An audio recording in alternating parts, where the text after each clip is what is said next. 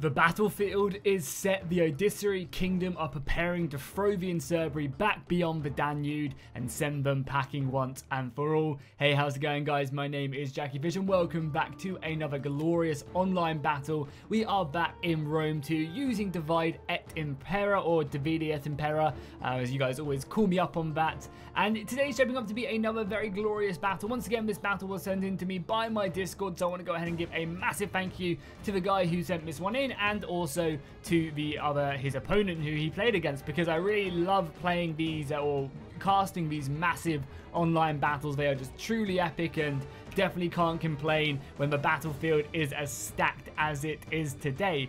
If you are new to the channel, make sure you go ahead and hit that subscribe button. It really helps out the channel and you'll obviously get updated whenever I post a new video if you do enjoy these massive online battles. So let's take a look at the Impera forces. As you can see, they kind of set up their army in basically three parts. Instead of like one thick line with reinforcements behind that line, they've gone very much kind of the tribal way. They've got a contingent of their army set up all the way over on this far right-hand side. This is going to be made up of light spears supported by some heavy melee infantry. I assume these are going to be the Thracian FLANKS. Yeah, you can see their blades right there, the curved blades. And then behind that, we do have some skirmishers as well. So a very nice kind of flanking force that can come into any position and really just rack up some serious casualties. They can move in around the flank here and hit any outflanking that does occur. On the front line, though, we do again have some heavy spearmen. One of the awesome things about the Odysseus Kingdom is they're mixed between tribal and Greek. And you can definitely see that in these guys. These are basically, I assume, a take on Foros spearmen right here. So again, a pretty well defended flank. And then down the front line, we just have these medium infantrymen. Again, not a bad infantry unit to hold the line.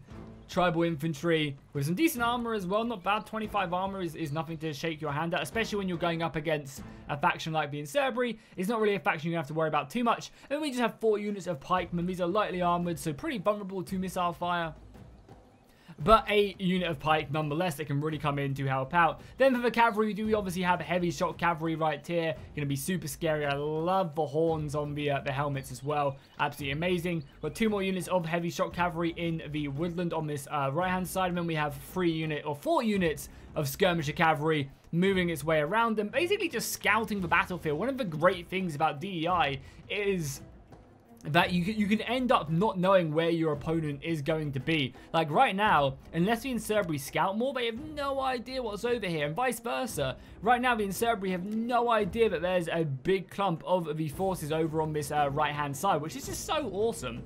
Let's take a look at some of the Impera forces. Very as you can see, it does seem that they have stacked this left flank with heavy spears that are marching forward to honor and glory.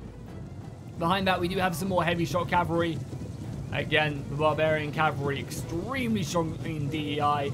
They're going to be pushing their way forward. On the main front line, we do have some archer units, which is going to be actually very, very useful for the Impera, because it doesn't seem like the Odysseus Kingdom has put any stock in this light missile force, which is very interesting. In a lot of the battles we have watched recently, neither side has really committed a lot to the archer fight whatsoever. So again, these are pretty cheap archers. They're lightly armored, nothing too special whatsoever. We have a unit of war dogs, which is going to be very interesting. And then again, basically just a bunch of medium phalanx infantry. When it says phalanx, it basically just means they can form, I believe, a better type of shield wall than the other spears can. So again, they're going to be much more of a defensive force. We have cavalry protecting the flank, and then I can only assume a big contingent of their army down here. But as you can see, the battle is about to kick off as the Impera are throwing themselves into the forest, taking a lot of missile fire as they do try and advance forward. I believe the reason they're moving so slowly right now is because they are in said shield wall. That's going to leave them pretty vulnerable, honestly. A lot of missile fire moving in. There's obviously a lot of skirmishers from the Odysseus Kingdom, known for their skirmishes as well. Alexander used a lot of them in his campaigns. And that's just a rain of spears moving down as they try and close the distance. Again, the main battle line has advanced bit by bit, and a lot of the javelins are moving in. Most units in Divide et Impera do have javelins, which is going to be very useful. You can also see reinforcements of pikemen are shifting their position further and further down the battle line and try and get themselves into a better position. Obviously, using the forest as protection is also not a bad ploy whatsoever. But I really like the way the Incerbri have approached this formation. They've gone extremely heavy on this left-hand side, and that's going to mean that the Odysseus Kingdom has to really commit over here quickly. Otherwise, this left flank will get overrun very quickly. And I think it's a very smart idea as well to do something like this. Throw up the heavy sword infantry, throw everything else up, and just try and overrun a flank whilst holding on the center on the right-hand side.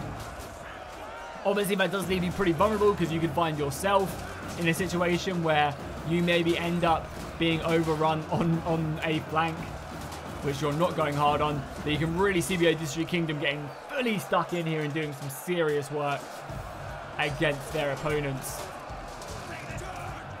More fighting as well as we go further on down the line. And it does seem like the cavalry, yeah, the Incerbri cavalry have managed to make it round the back, and they're going to go flying into the rear of the Odysseus Kingdom. And that's going to be pretty crucial when it does come to morale. That's going to drop their morale down, and obviously the prolonged engagements will not be good for them if that cavalry can hammer an anvil. The main battle line has now fully committed, and as you can see, the reason why the Incerbri are doing so good right now, or can do so good, is the fact they have so many more numbers along this front line. The majority of the Odysseus Kingdom is set up here. There is also a nice contingent of Odysseus Kingdom soldiers on the left-hand side. Again, I really like this.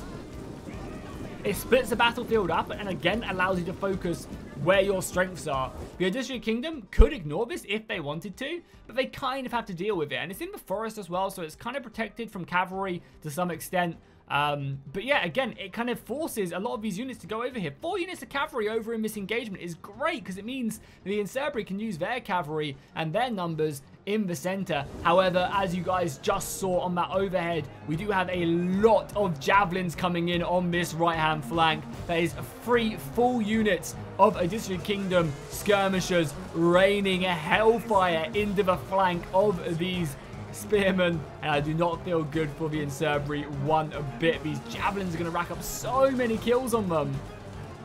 And now is the perfect time if they wanted to commit to this. If anything, by moving forward, they do just show themselves a bit more vulnerable. They're going to be going up against the heavy melee infantry of the Incerbri, of the Odysseus Kingdom, who are going to have to hold the line. These are pretty decent infantry, but the missile fire has been heavily focused down on some of these infantrymen, and this unit is down to 80. So I think the center is going to end up cracking at some point during this battle. However, there are pikes here as well. Pikes are going to be super useful at reinforcing this battle line. And as you can see, wow, really?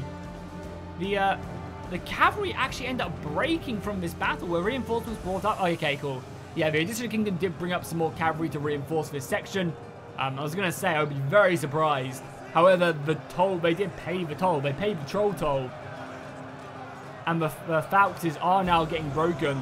I think there's only 1 unit left. Yeah, this unit on the far right is close to breaking. If they can keep it alive, though, that is going to be absolutely huge. Because they just need to bide as much time as possible. We also got a cavalry engagement in the forest as well. They just need to bide as much time as physically possible for this flank so they can reinforce and send more men in. You can see they're putting a lot of pressure on this right-hand side, and gaps are appearing. If they want to, they can try and utilize these gaps. Same with the Odysseus Kingdom. Same with the Incerbri, though. There are gaps that can be exploited if they need to. And we also have a pretty large engagement as we go down the battle line once more. Absolutely spectacular stuff. These large-scale battles cannot be beaten. You can see the pikes are now committed. It'd be a really good idea for the Odysseus Kingdom to take out the infantry that's supporting the pikes and utilize that to come through the gaps. Something like that and something like that would be perfect right now. Really put the punishing and the pain on the Incerbri. You can see they are starting to commit a lot more of their infantry around these flanks. They are slow because they're heavy melee infantry and they're moving into the forest, which is going to slow them up a little bit more. However, they can make their way around and into the rear of this battle line that is going to be brutal. Seemingly, they are going to try and put a lot of pressure onto the general unit and surround him. Not a bad idea whatsoever. There's not really anything to reinforce this whatsoever. It does seem like they have decided to bring back a unit of spearmen to try and help this out. And realistically as well, it might be worth giving up this fight, like removing your cavalry and just diving your cavalry into the back ranks here and just try and support out. I say that, but units come into vision now. The shock cavalry is being brought over from that left-hand side over to this side, which is going to give them a big advantage. Seemingly, this unit is getting absolutely slaughtered right now. already on red morale. A rear charge right there would finish them. Don't really know why their morale is so bad. They are, I guess they are the medium infantry. They're not exactly amazing.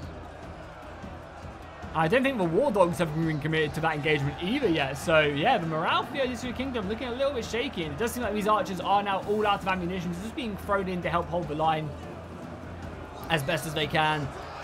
Again, the infantry just fighting pretty brutally on that front line. Pikemen able to get into the flank. And it's just hard. It's hard to notice engagements like that when you're micromanaging. A huge charge, though, right into the back of the Incerberry Spearmen. And yeah, they're gone. They're completely gone. As the casualties rack up on them, there is no way they are going to stick around. I'd be very surprised if they did, but maybe they can cling on.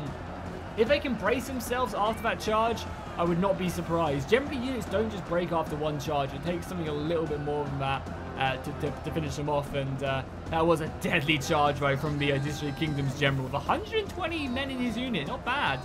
Not bad whatsoever. How are the flanks going? So it does seem like the Incerberry, who have committed more to this left flank, are winning this. They're able to get around. The skirmishers are having to be thrown in to help support this as well. And luckily they are still, okay in melee. These are District Kingdom skirmishers. But still, they're going to get broken down eventually. And this flank is going to crumble. I would not be surprised as more and more Incerberry infantry do get committed. And it's going to take something a little bit special to finish this off. They kind of need to break sometime soon, though, so they do free up a lot more men. This is 3 full units to come around. We also do have a bit of a cavalry fight. It does seem like the District Kingdom has got their cavalry pinned down and surrounded with some spearmen, and also with, sorry about that, with some cavalry as well. They've kind of come in from both sides there. Which is really nice, honestly. Able to break back these units to cavalry is absolutely huge. And speaking of which, you can see the cavalry probably coming in absolute clutch here, just reinforcing the general's flank, and yeah, breaking the Odysseus Kingdom on this side is absolutely huge. Because right now, things are looking really good for them. Really, really good. I mean, obviously not in the center. Surprisingly, the Incerberry have have lost in the center. But again, not necessarily. The pikes did come in at a good time. And they've got some really good outflanks right there. They do have less quality in this center, but they have more numbers. And that's just allowing them to really get around that flank. Envelop that unit, reduce that morale, take casualties because you're attacking in the side and the rear. And that is racking up the kills. Even with the cavalry, the heavy shot cavalry moving around, obviously the Odysseus Kingdom's going to love this. They're just going to throw infantry in and, pin this cavalry in place as it tries to pull out. Send more soldiers around this flank. The pikes are surrounded and will be taking casualties, but they've got, a good 5 minutes, not 5 minutes, they've got a good couple minutes of them still fighting like that. And reinforcements are on the way.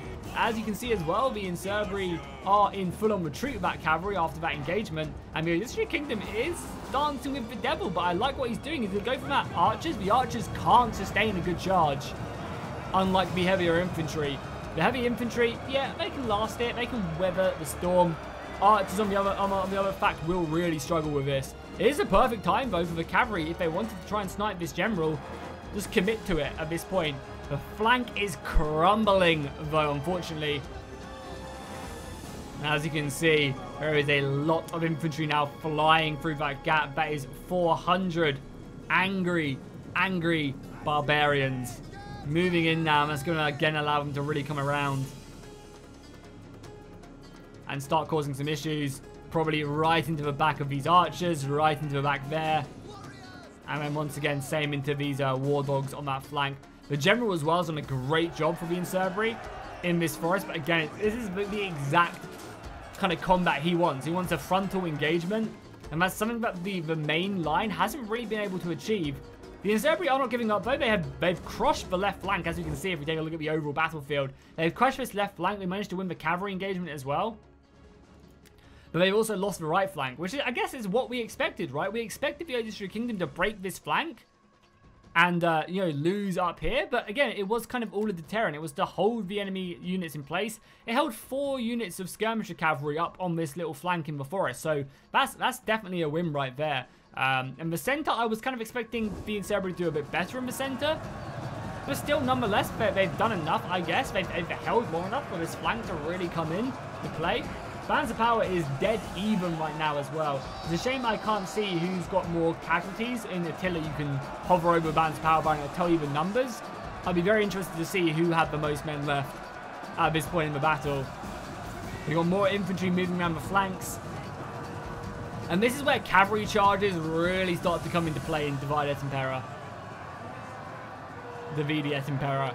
Because you end up, units are getting tired, right? Over on this flank, this unit is winded, reduces their combat efficiency. They've taken a lot of casualties, so their morale is dropping rapidly. And just like that, a big mass rout there. The pikes holding on long enough. And that's just one of the qualities of the pikes. I'm surprised these weren't the main focus points for the Incerbri's archers, because these pikes have done amazing. They haven't really racked up many kills, but they've held the line and they've prevented the phalanxes, which just get absolutely demolished by these pikes very effectively. It's not like they had sword infantry in the center fighting these pikes, right?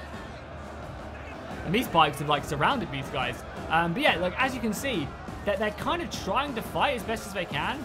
But this phalanx infantry just can't really deal with the damage. Their weapons aren't long enough. They're not shock infantry. They're equipped with spears, even though it looks like these guys are equipped with axes for some reason.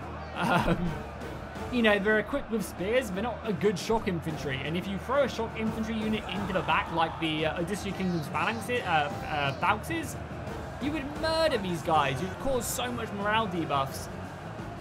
But as you can see, the Odysseus Kingdom coming out clutch, and if they can rally the center and then move soldiers back to this left flank, then they definitely have a good chance. There's 2 units of fresh cavalry, not fresh, but tired cavalry moving in as well. And I think going for that general would be a great plan. The Odysseus Kingdom, though, has a lot of reinforcements rushing over. Does seem like in the forest, the phalanxes are getting broken apart.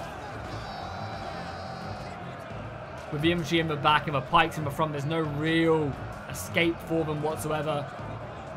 And this flank is crushing into pieces. The Odysseus Kingdom now is going to get their cavalry. And again, this is without all their skirmisher cavalry here as well, which is super impressive. I assume that the cavalry is out of ammunition, but still able to move in. And this is a Hypatus as well, so this is actually a good shot cavalry as well. Able to go charging into the back of the Incerbri line. And that is going to be painful. You can see the cavalry just moving around. We also have more cavalry going into the back of these phalanxes as well. Really one of the perfect units to be fighting this phalanx on the right flank. And you also have all that infantry as well that's going to be making its way over. I mean, there's not much left in the distance, but that is going to start making its move over to this fight and could come in clutch. Right now, though, it does seem like the Incerbri are struggling, but, you know, anything can happen in DEI. If you get a good, you know, charge, you end up breaking units. That's one of the things I love about DEI. It's not necessarily fully about killing your opponents. You can win battles by routing their army. Obviously, historically, I always like to point like this. You know, most ancient battles, unless it was like, you know, Cannae, most ancient battles, they would, like, the losing side would only lose around about 40% of their army. Most of it would just run. And like DEI represents that really well. You can have battles and units that fight to the end, and generally the battles do, but it basically gives you an opportunity. If you're losing a battle, if you play well and you can outflank and, you know, really play on the morale game, you can end up winning battles very, very effectively.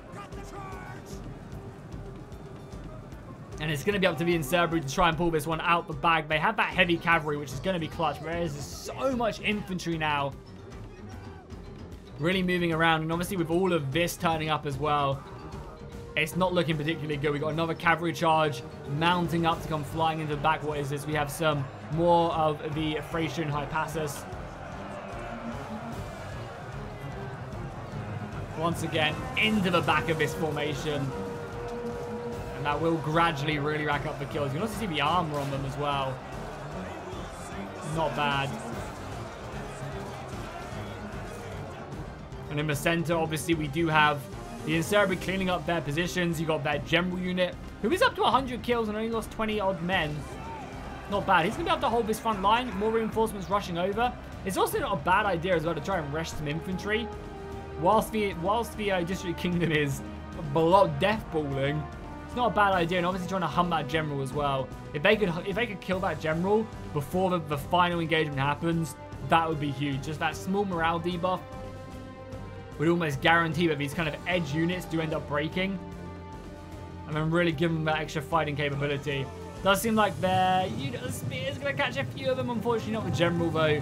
He's going to be long gone there. Or maybe, though, if they had more cavalry to back this up, that'd be huge. There is also a unit of infantry back there, I guess, that came back from routing. It'd be huge at this point in the battle. It really would be. Yeah, this cavalry really should be diving towards. I understand that maybe they don't want to because, obviously, there's a lot of spare units that can go this way. That cavalry really should try to pin down that general. I think that's really, at this point, the only way that the Infantry can win. They had some good positions still left up, but there's just a lot of them left. There's also a unit back here as well. It's unfortunately routed, but if it comes back from routing, that'd be absolutely huge. However, units are dying, and that's going to be the thing. There's still some decent quality left in the lines. Unfortunately, this charge I don't think is going to be super effective. This cavalry is pretty tired. Oh my god. No, I'm going to charge. No, it's going to turn around, and I guess we're not going to counter charge either. Wanting to hold that brace position. Yeah, luckily they did just brace in time. The Infantry cavalry, unfortunately, not able to chase down what remains of the District Kingdom's general. He's going to be able to get out of there. And now just the sheer numbers are moving in to engage. Take a look at the overall battlefield. You can see the battle is completely turned on its head. Really has, honestly. This is kind of what we expected to happen. I mean, I didn't expect the center to go as well. But it's not surprising looking back on it with the pikemen reinforcing and the missile fire not being focused on them. You know, we expected the flank to be crushed in. We expected this flank to be moved in. And it's kind of played out like that as the cavalry come in, just these hammering animals. And again, there's not really a lot to deal with these pikes. So once they get their pikes down, unfortunately they are getting caught out a little bit here. But I feel like the battle is very much in favor of the District Kingdom.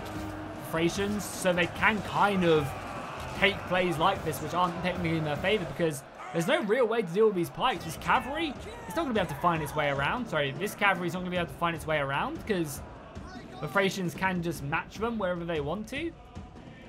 This flank is just an absolute swarm of cavalry. Luckily, the Infantry do have a unit of spearmen here.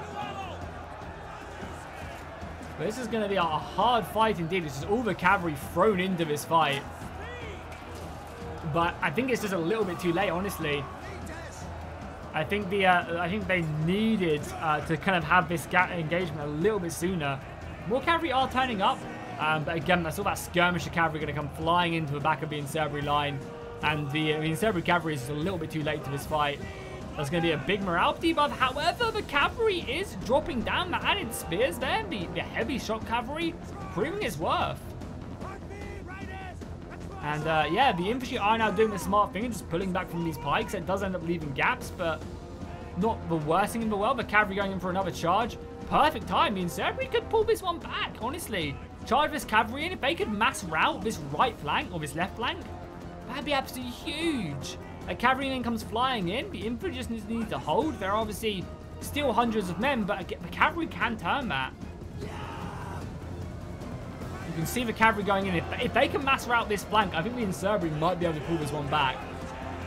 And there's definitely a chance they can pull this one back as well. Obviously, their superior cavalry is going to be very important for that to win. As more cavalry comes flying in. If there's any infantry that's deployed to this as well, that would be absolutely huge. And they just need this to break before they get enveloped. However, the envelopment is really starting to play on their minds. That general unit holding to the last. And yeah, as I said, these extra 3 units would be so huge at this point. Any spare infantry to throw into this fight, because the Infantry's quality is holding. As long as they keep on pulling back from these pikes, avoiding that engagement, it is only a matter of time until this does fall. One of the units has just broken. This other one is very close. Surround the Thracian general, and there's no escape for him whatsoever. That's GG. If they kill this Thracian general right now, luckily he's on 112 men. I think that is GG. Because there's no way, obviously the pikes will still be there, but the cavalry can eat them up. The front line is now breaking. Luckily, more reinforcements are turning up, but they are exhausted. They're very tired right there. You can see the men kind of cowered over in their heavy armor. And the Infantry, whilst that general stands, will keep this all together. I imagine they are only popping more abilities as they go, but that Thracian general is fighting bravely. And obviously with more infantry turned up as well, a rally being popped off as well. Man, this battle is going to be truly close. Able to break one of the pikes, but there's plenty more. I love how the Impera player is backing up from these pikes. Exactly how he should play it. Eventually, it's going to come back to bite him because there's only so far back he can go. Also committed this unit of pikes here. Man, maybe it'd even be worth just try and do that charge. Or like that charge. Take the damage from the pikes, but just try and rout this unit. Frees up your general. Gives you the ability to move in. Could be absolutely huge. Unfortunately, though, the Impera cavalry are struggling, but the general is now steady. Breaking him would be huge. They kind of need to take one of these units and just constantly hammer an anvil into the rear, throwing over more infantry as well, stopping infantry from getting over to this fight. This battle is going to go down to the wire. And I think it literally comes down to that general unit right there. Yes, finally we are seeing that as well. The unit moving in. They're going to take casualties as these pikes move up, but going into this flank, if you could break this exhausted phalanx, and that frees up, again, a lot of play. More reinforcements who have come back from routing, rushing over. The Thracian general, though, is red on morale. He is ticking down as he gets more and more tired. He's still got, you know, he's got over 3/4 of his army still left in his unit. So the Impera morale is starting to dwindle. You can see the flags flushing across the board right now. This battle is going to go down to the wire. Cavalry reinforcing at the perfect time, though, coming back from routing into the back of this line, breaking that flank. And is that going to have a chain reaction? It very much might. This unit can now move around the flank and finish off what remains here. And I think the Odysseus Kingdom, as they put out their cavalry, are admitting defeat at this point. Yeah, I think a mass rout is truly going to come in as the infantry moves around. And even though that general is fighting to the last, over 250 kills on him, the Odysseus Kingdom are going to be able to go in hot pursuit, and that's going to be GG indeed. The Impera just not enough, but they did an amazing showing. Both players, that was a very good battle.